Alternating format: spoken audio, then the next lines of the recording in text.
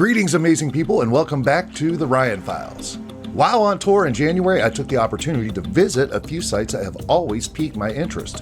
One of those sites is the Ark Encounter, located in Williamstown, Kentucky, about 40 minutes south of Cincinnati, Ohio. Upon arriving, I was immediately amazed at the size and craftsmanship of the Ark itself. And there was literally a I'm visiting Jurassic Park right now feeling that I felt and that the entire complex exudes. So I reached out to the fine folks at Answers in Genesis and the Ark Encounter to bring on a special guest to the Ryan Files. And they were awesome in helping me out. So sit back and relax as we dive into the historical account of a worldwide flood and the biblical account of Noah's Ark.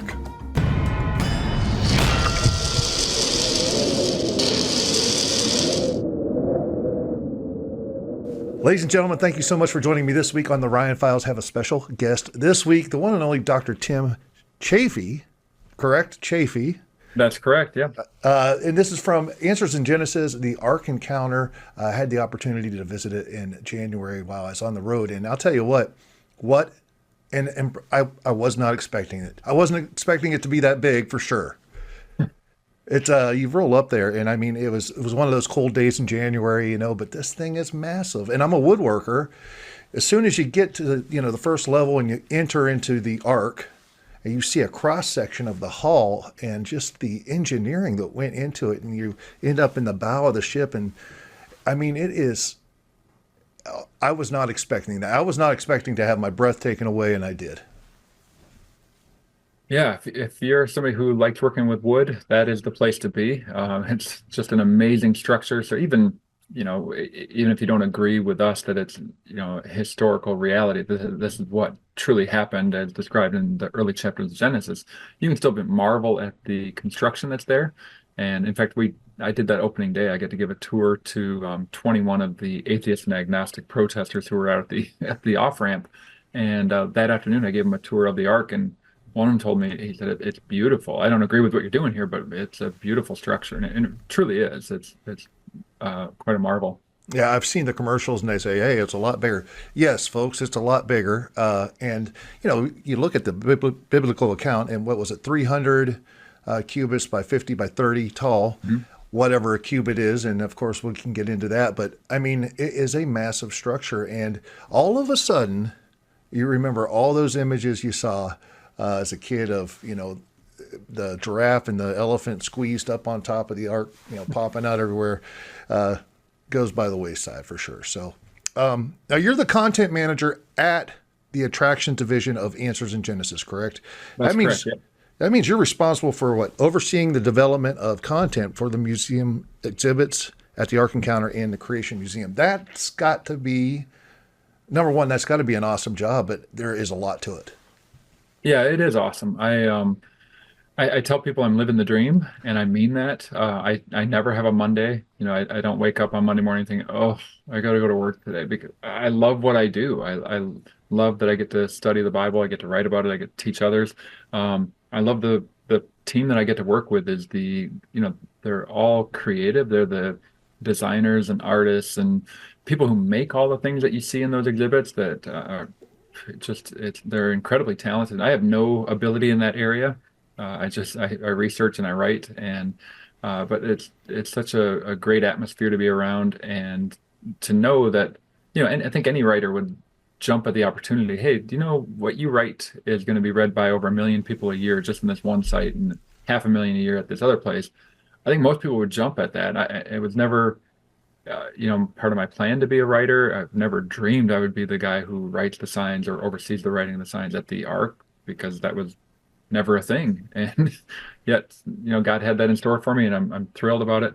And I truly do enjoy what I do. That's awesome.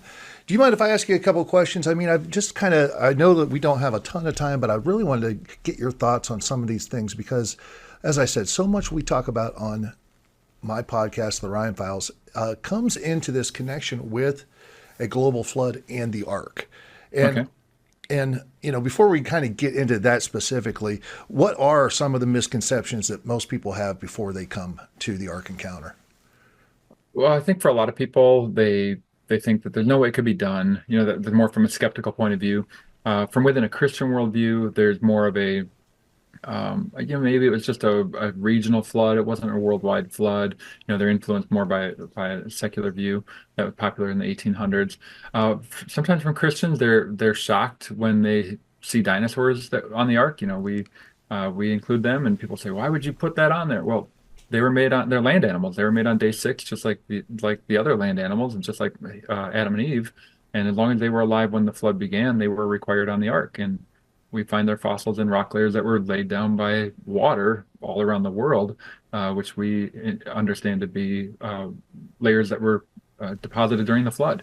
So yeah, they belong on there. So those are some of the misconceptions, and a lot of times people never think through everything that needed to happen. How do you get rid of the waste? How do you get fresh air? How do you get water for drinking? And those are the sorts of things that our team had to wrestle with and figure out some plausible solutions to those.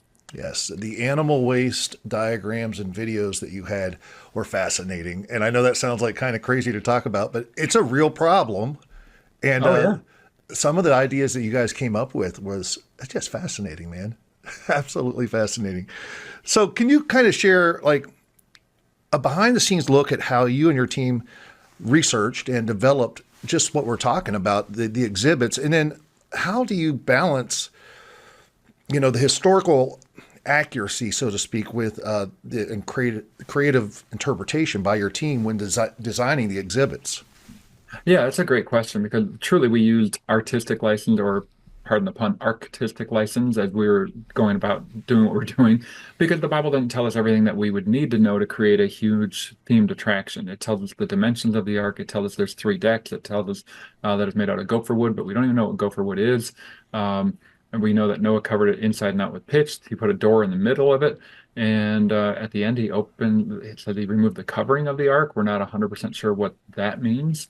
And there's not a whole lot more detail other than bring the animals that God brings to him, put those on board the ark. And there's two of every kind of unclean, and then seven pairs of the others. And um, that that's kind of the instructions. So the rest of it, how it's going to look, besides the dimensions, um, what we're going to do with some of the exhibits. Are we going to name the women? Because there's four women on the ark, but the Bible never tells us their names. They were real people, so we gave them names because we want you to think of them as real people who went through this real event. And so our approach was, if the Bible says it, that is, a non-negotiable. That's our starting point. But then when it comes to the artistic license part, as long as it is consistent with what we know from Scripture, then we can use that. But if it's something that is, too outlandish, or something Noah would have never done something like that, or if it's inconsistent with the character of the people, those sorts of things, then it's out of bounds. Yeah, yeah, I get it. And you had a very what I really enjoyed about the entire process of going through the arc, and I was by myself. I probably took 4 hours to go through, just because there's so much detail, and I love how it ends with a certain message. But we'll get to that. You had an illustration of like a sphere, a pyramid, and a box that were all 1 foot by 1 foot by 1 foot. And Oh yeah. they're all 1 foot by 1 foot by 1 foot, but they're obviously different shapes. So, in the process of designing the ark and whatnot, it's not that you're playing within the rules, but there's going to be a lot of difference in just a description of 1 foot by 1 foot by 1 foot, you know? Yeah, that's true, because a lot of times people think it's just this a rectangular box, which maybe it was. If you just think of those dimensions in your head, that's kind of what comes to mind. But if I told you the dimensions of my car, you wouldn't think I drove around in a rectangular box. That here's the longest, the widest, the tallest, and there's some sort of aerodynamic styling. The same thing's true with a ship. And so there is some artistic license just in the way that we designed the ark. Now, what I would say is, if it was the rectangular box, you would not want to be in there, because it would get turned side on into the waves, and the waves would continually hit the side of the ark, and you would be doing this the entire time. Right. You'd want a lot of Motrin. Yeah. And the way we designed it, it would force it to turn into the waves and then ride over the waves the way that a ship is supposed to. Yep. So And yeah, as it's long as you're building interesting. in those dimensions, then it's And a lot of the dimensions are taken into modern sailing today, shipbuilding, right?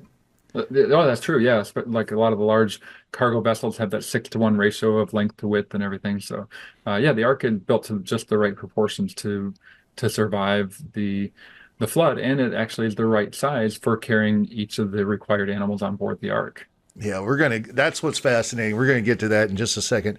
Uh, what one piece of evidence or argument for a global flood do you think is most compelling? Because with what you've got going on at the Ark Encounter, you've got a few things going on here. Number one, you have to be able to talk to people about a global flood, and I believe that the archaeological record shows that worldwide. But there's people that will make excuses and say no. But then you also, after you let's say you can establish that there was a worldwide flood, then you have to establish that there was a Noah and a Noah's Ark, and you can get there's two sides to this coin. Starting with the global flood, what evidence, what's your biggest, I guess, your go-to for someone who doesn't believe in a worldwide flood that you go to as far as that? Yeah, for me, I always start with the Bible because I believe that's the word of God. So I just tell them this is what happened. This is true. This is history. Beyond that, if that's where you're looking, then I think we could look at several different things when it comes to the rock layers that we find. I got to hike through the Grand Canyon a little over a year ago. Then also last year, I got to do a raft trip, a 9-day raft trip through the Grand Canyon. And we find for instance, near the top of the canyon, it looks like this big white layer. It's not really white, it's kind of tan, but when you're at the bottom, it looks white. The Coconino sandstone. And that is sitting right on top of the Hermit Formation. And it's just this flat line between the two. And the Coconino sandstone is like 300 feet tall, roughly. But they tell us there's like 6 to 10 million years of time missing between those two layers, according to the conventional dating. But how come there's no erosion marks? How come, what you want to tell me there was no wind, no rain, no animals scurrying about or anything in that area for 6 million years? Or is it just that those things were laid down one on top of the other? That's called a nonconformity and or paraconformity. And those things, you find multiple of those in the canyon, some much more than just 6 million years missing, some it's 100 million years. So I think that's a big issue. At the bottom of the canyon, you have the Tapete sandstone, which is sitting right on top of the bedrock, which we would say was creation rock, and you have the Tapete sandstone right above that. That same layer is found, of course, northern Arizona, where the Grand Canyon is. It's found in Wisconsin, where I grew up. It's found in Israel. It's found in northern Africa. That one rock layer is all around the globe, and it was laid down by water. To me, that says worldwide flood. It doesn't say a bunch of local catastrophes did this. Yeah, absolutely. It's fascinating, and it's so incredible to me how science will take something, and the Bible can take the same thing, and we can see two different viewpoints. And there's a concerted effort always to take the Bible out of everything. Hmm. And if you look for it, you will find that that is the case in most things. So I really enjoyed the fact everything about the Ark encounter where you guys addressed all of this stuff. I mean, it's 3 stories. It's a big place, folks. They have they have answers there, and you didn't pull any punches. I love the fact that when it came to the number of animals on the Ark, you guys did what you refer to as the worst case scenario, meaning, okay, let's not minimize this to just say we can fit them in there. Like, let's say that there was this massive amount. Would they fit? I love that you guys took the time to do that. You address these things about, animals, they have to use the restroom. And you've got these massive amount of animals. Guess what? Waste is going to be an issue. Fresh water. All these things were accounted for. And as I'm walking through, I see it. And then, of course, writings that I guess you probably had a part of were describing what this was for and why it was used this way and how it could have been used that way. And it's fascinating.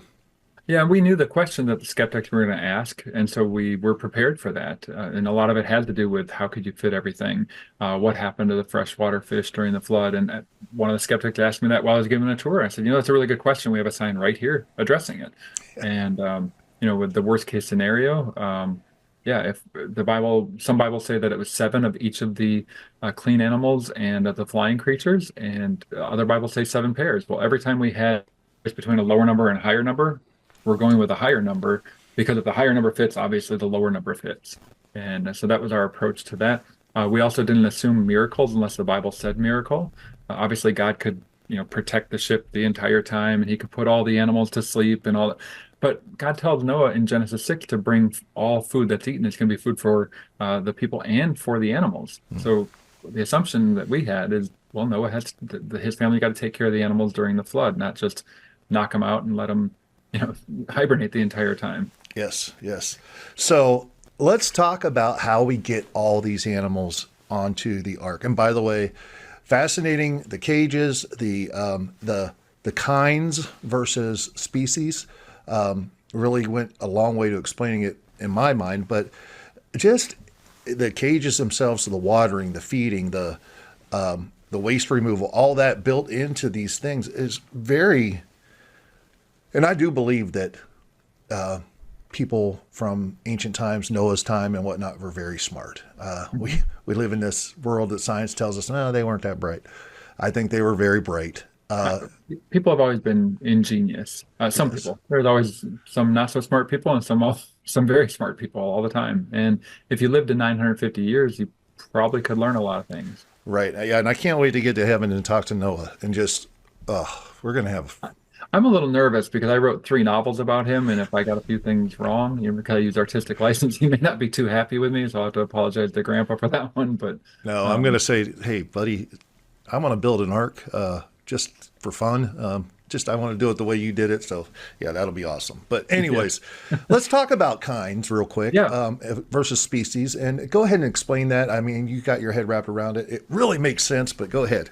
Yeah, so a lot of times we hear from the skeptics, there's no way you could fit, millions of species on the ark, and I hear all sorts of numbers of like they're just pulling them out of a hat. Well, if you look at the actual number of species that we've identified, it's around 1.7 million species, and I hear, 120 million, 100 million. 1.7 million species have been identified, but that is every single plant, animal, microorganism. If we remove all of those and we remove all of the insects, which is over 1 million species just of insects, 400,000 species of beetles alone. If you remove all of that, you're left with about 40,000 species of land-dependent animals, the types of animals that would need to go on board the ark. Would Noah have room for two of every species of 40,000 species? No, but he doesn't have to bring that. He needs to bring the kinds. And so the difference, I think that an easy way to think of this is dogs. We have coyotes and wolves and dingoes, the common dogs. Those are just dogs, but they're all different species. Noah doesn't need 2 coyotes, 2 wolves, 2 dingoes. He needs 2 dogs. And same thing with bears. He doesn't black bears, brown bears, pandas. He just needs 2 bears. And once you start to understand that, when you look at the number of kinds, even using the worst case scenario, it's about 1,400 kinds, fewer than 7,000 animals. And yes, everything fits. It fits just right, which is what we'd expect. It's not that the ark is a little bit too big or a lot too big and that there's a lot of extra space. No, it's packed pretty well, but it's not too small so that they can't fit the animals on there, which makes sense. God is the one who told Noah how big to make the ark. God knew how big it needed to be, and it is the right size. Absolutely. Absolutely. And once you see it, folks, once you get there, and I encourage everyone to get there and see it at some point, all of a sudden it literally feels right. And I don't like to use that kind of vernacular, feels right. But Mhm. man, as you're looking at it, you're like, I can see it now, you know? And I think that might just be as simple as growing up, like I said before, having the imagery of, a big elephant and giraffe like this, bulging out the top of this tiny little ark, Mhm. with a perfect rainbow in the background. But what's the biggest historical or scientific discovery in recent years that supports the biblical account of Genesis and the flood and an ark even? Yeah, so we talked about the flood earlier when it came, talking about the rock layers that we find. So let's address the ark. There are a lot of people who claim they have found the ark on the slopes of Mount Ararat or in the Ahora Gorge or other places. I don't believe that we have. I wish we would. I don't think it exists anymore. I mean, wood doesn't do a great job out in the elements, and we're talking over 4,000 years. So I don't think that it's there, even if it was encased in ice. Glaciers move, it would tear it to shreds. So I don't think that it does exist anymore. But I think one of the strong arguments we can look at are the abundant amount of flood legends from around the globe. And I'm not saying every single one of these legends, it goes right back to the original flood, but we're talking hundreds of these things from every place on the globe, even Pacific Islands and other things. And a lot of times, and it's before missionaries get there. And they tell of a righteous man or a righteous family who was warned by God or by the gods that there was going to be a flood because man was so wicked or man was too loud, and he's got to build a boat or a canoe or a raft or whatever they're used to in that area. And then he's going to bring the animals on board, and then there's going to be this flood that wipes out everything, and then they start over. And sometimes they even talk about a sacrifice afterwards. Sometimes they have animals, using animals to determine if the water level had gone down. All of these things from around the globe that line up so well with what we read in the Bible, and yet there's distortions to those. There's changes, almost like the telephone game. Over Yeah. time, these little changes work in there. And I think the fact that we have so many of those is exactly what we'd expect to find based on what we read in Scripture, because a few chapters later, after the flood, still had one speech, and they are still together. They're supposed to be fruitful, multiply, and scatter. They were fruitful and multiply, but they didn't scatter. They gathered together and started building this city called Babel, and built this tower. And God confused their language, scattered them. They took that history with them and passed it down generation after generation. A lot of those cultures also have legends about the reason man dies or the reason man has become wicked has something to do with a tree and or a serpent. That's all over the place. Yeah. Man made from the dust of the ground is found in several of these things. There's even like 24 Babel accounts that are very similar to the biblical account. And again, these are before missionaries get there. Right. And a lot of times they're distorted. So if it was missionaries, why do they have these distorted versions of Genesis 1 through 11, but they don't know anything from Genesis 12 onward? Missionaries go to share the gospel. Yeah. And yet these people know about Genesis 1 through 11 somehow because the Bible is giving us the true history. Yeah. Yeah. And it's so funny, modern day science will take the Sumerian tablets and, the Epic of Gilgamesh and all that. And, that's fine. That's great. Well, Gilgamesh was in an ark too, and it's just so funny. Like everything that is not the Bible's okay, Yep. and it's really remarkable. Almost hilarious to sit back and watch how that all turns about. But And in one sense, that's also a proof that we're on the right track. right. It's, Yeah. because the world does fight against what God is doing, and it's even if they don't know they're actively doing it. Yeah. And People are just, I don't think they all know they're actively fighting against God when they do that. I think they just have been trained to this is how the world really was, and they're deceived on that. right. But as you step back outside looking in broad view, it's not subtle. No. It's really like right here in your face, if you care to see it. Very interesting. So being involved with this, and I'll kind of bring it to a close. If you could add any exhibit, all right, any exhibit to this fascinating Ark Encounter, you had all the money, all the budget that you could possibly do. What would it be? What part of the exhibit would you add to, or whatever? I'd love to hear it. Well, I know the one I would personally want to do, and this is Tim Chaffey speaking. This is not Answers in Genesis speaking. Right. I did my THN thesis on the sons of God and the Nephilim in Genesis 6, 1 through 4. I've got a book that's about 500 pages on that called Fallen, and that would be really fun to cover because we get asked that all the time, but it's not something that our ministry takes an official view on. Right. So I work with people with different views, so that would be a fun one to do. But I guess to be a little more serious, maybe I'll just tell you what we are working on right now that to me is I think it'll be my favorite exhibit I ever get to do or attraction. We're building a huge model of first century Jerusalem. It'll be the most accurate, most detailed model anywhere in the world like it. It's going to be phenomenal. 40,000 bushes, plants, trees, all of the type of species that grew in Jerusalem at that time, 30,000 people populating the city.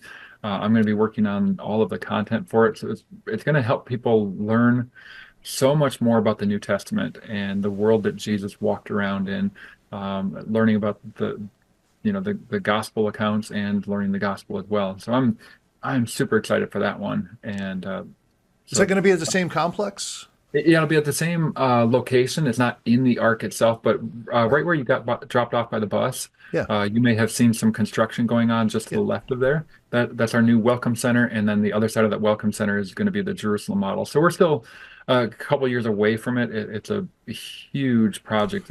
Just the amount of detail. I mean, they're even talking about like in Jerusalem today, the buildings that have the most mold on the side of the buildings is the west side because the rain comes from the south and from the west, but the sun shines on the south side of it, so it dries that out. But the west side gets more mold. So to that level of detail, Wow. that's what our team is doing, and it's amazing the amount of research going into it and how cool it's going to look. So I'll use that one as my what dream exhibit. I got it. I personally was hoping for a massive the waste removal system, how it works. I thought that would just that I is don't want to really be around fascinating. that one very much. I think it would kind of smell, and so I don't. Right. That would be, I mean, it is literally a problem that you have to address. I just love the fact that you guys addressed it. And I Mhm. love the fact that, talking about Genesis 6, and I understand, man, a lot of people like to skirt around Genesis 6 and the Nephilim and all that. I get that. Although I think that we live in a world maybe where we need to open our eyes to what that was. But I do like the fact that you addressed it. You addressed it at the Ark Encounter. There were giants in the land, you know? Well, I don't know if you took a good close look at that giant. He might look familiar. So the one that's in the diorama Right. Is that that based off I of got to you? pose for. Yeah, I posed for it. I'm 6'8", so they're like, "Hey, get the tall guy in here. We'll get him to." So, yeah. So people will send me pictures of that all the time when they're going through. They're like, "Hey, I found you." And yep. I have some pictures. So yeah, and I know I took a picture of that because it was really cool. So okay, I've got to look now. That's funny. I know you And for play the basketball, so that's awesome. Yeah, and for the record, I was wearing a pair of shorts for the shoot, so Okay. there's some artistic license going on by the artist who did some other things with it. Hey, don't knock it. You were pretty jacked in that. Well, that's what I Also, mean. They took some of the muscle mass away, but yeah, I got you. I got you. And speaking of that Genesis 6, real quick, you know, do you think there's any surprising parallels between the story of Noah and the modern events of today? I mean, obviously Matthew 24:37 talks about days of Noah will be, when Christ returns or Son of Man returns. Similarities, anything like that that connects? um, I perhaps Yeah, I'm trying to give a safe answer. The one thing in Matthew 24, what Jesus is speaking about is the suddenness, right. the fact that people were not ready. The flood, they did not know until the flood came and took them all away. That's kind of the emphasis. So I know sometimes people will key in on where he said they'll be eating and drinking, marrying and giving in marriage, and like, see, Genesis 6 talks about marriage, and it's between these the sons of God and the daughters of men, and so that's going to happen again. I don't think that's the point of what Jesus is saying. In Matthew 24, I think he's talking about the suddenness that they're not going to be ready because they're just busy going about their daily lives. But in terms of some of the other things that we see, especially since like the 1940s, perhaps with like the alien abduction stuff, is there similarities? Uh, Maybe there are similarities. I don't know if that's the same thing. And I'm not saying all those things are legit, but I think it does seem like there's way too many people reporting those things for it to just be a hoax every time. Hmm. So I think there could be similarities there. Yep, and I love something in your gift shops and whatnot. Man, I had a blast. But these pocket guides are really fun, and I bought a bunch of them: UFOs and ETs, dinosaurs, Satan and the Serpent, the Global Flood, all these different ones from Answers in Genesis. Also, the DVDs are awesome. Building of the Ark Encounter, and another one on aliens. And I mean, I would just encourage people, maybe especially for kids, your family. You walk into the place, you feel like you're almost going to a Jurassic Park feel like, experience. Man, make a family trip this summer. Go there and check it out because I feel like it would be far more valuable to take a family or kids and whatnot there versus Disney World, my opinion. But there's so much Mine to be too. learned I'm a there. little biased, but yeah, mine too. Yeah. And I think it's awesome that at the very end of the entire, you go through all this different stuff with the ark and the animals and the cages, and then you get into the flood and you get into all this stuff. But at the end, it's really always about, you know, the gospel. And that's kind of how it ends. And I think that's just appropriate and well done. Well done. Oh, thank you. Yeah, to me, if we didn't have the gospel on there, then what are we doing? Right. It's one thing to persuade an atheist that they were created, Yeah. But if you don't tell them who that creator is and what he's done for us, we haven't we haven't done anything. There's still a lost individual headed for a Christless eternity. So we have to tell him who the creator is. We have to tell him what he's done by sending his son to this earth to die on the cross in our place as our substitute, and then being raised from the dead 3 days later. So if we don't tell people about Jesus, we're not doing our job. Yeah. And especially in this day and age, as you see, I think atheism is a dying breed to a degree, because it's the ancient aliens, it's the Anunnaki or whoever that are the gods, and you've got listen. Jesus Christ is what it's about, and you can start that story well before Noah's Ark. But man, if you need to be enlightened about that part of the Bible, there's no better place. Ark Encounter. So thank you so much for joining me. I appreciate it. I am actually going to go out and look into the books that you were talking about, your books about the Nephilim. You said 500 pager. That'll. Well, it's a little on. It was like 473, but who's counting? I mean, it's close enough to 5. Yes, right. I'm sure. It felt like 500 writing it. That's for sure. Absolutely. I'm going to go check that out for sure. Is there any way, if anyone wants to get in touch or just learn more about you, where they can go? Yeah, I mean, I do have a website, risenmin.com, short for ministries. So risenmin.com. And I think it's still kind of under construction, so it takes you to my old website, but I have a blog there that you can find out more about me and some of the stuff that I've done. And then, of course, they can find out more about the Ark Encounter at arkencounter.com, the Creation Museum at creationmuseum.org, and the ministry that puts both of those together, answersingenesis.org. Awesome, man. Well, thank you so much for joining me this week. I appreciate it. I know my guests out there, or not my guests, the people who watch Orion Files are just going to be loving this because we do talk about it. So thank you so much for joining us. And I hope to be able to meet you someday, just to talk to you, shake your hand, and say, man, you look nothing like that giant. Thanks for having me on. It was a pleasure. And yeah, if you're ever back in the area, feel free to contact me, and we'll meet up either at the museum or the Ark, and we'll connect that way. Awesome, man. Ladies and gentlemen, the one and only Dr. Tim Chaffey. Thank you.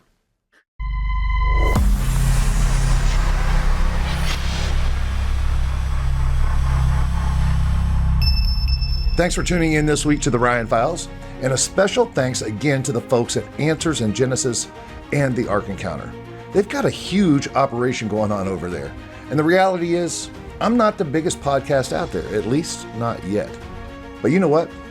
They didn't belittle me like some others have. No, when I asked for someone to interview, they sent over a doctor, a published author, and the content manager of the attractions division of Answers in Genesis, responsible for overseeing the development of content for the entire Ark Encounter exhibits and the Creation Museum. Folks, that is amazing, and just another reason why you should visit the Ark Encounter in 2025. Tell them I sent you. If you enjoyed today's deep dive into Noah's Ark and the global flood, do me a favor.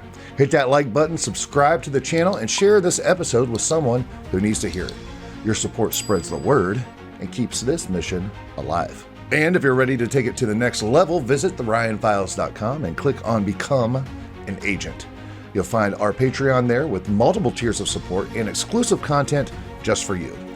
And of course, you can always become a channel member right here on YouTube and enjoy perks like custom emojis of Finn and the opportunity to join the Curiosity Council. Your contributions are what keep these investigations going, folks, and I can't thank you enough for being part of this journey. You folks are awesome. Stay kind, stay positive, and stay curious out there, and I'll see you right here next week on the Ryan Files. Are you not curious? Preparing to transfer the Ryan Files. Now. I present to you, with great intrigue and wonder, the Ryan Files.